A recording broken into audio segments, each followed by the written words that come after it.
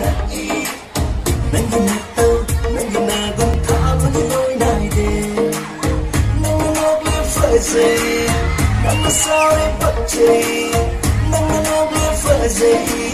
난그 sorry 뻗지 난긴 했던 그들 만큼 해고 나의 날에 너의 사비 이제야 못 빠질거 너의 사비 이제야 못 느끼고 난 무릎 빡빡한 생 나영 간다나해 난 무릎 빡빡한 생 야옹 신나 가오르네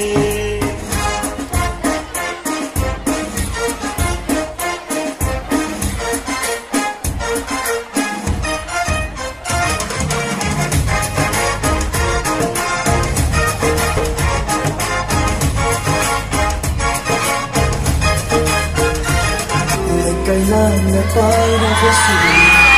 ang gagawin ng teaser nila naman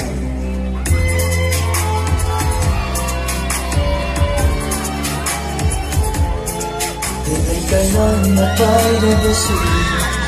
ang gagawin ng teaser nila naman Tao sẽ chinh phục nó không bị thôi Cuộc tình chẳng thuộc vấn đề Tao sẽ mất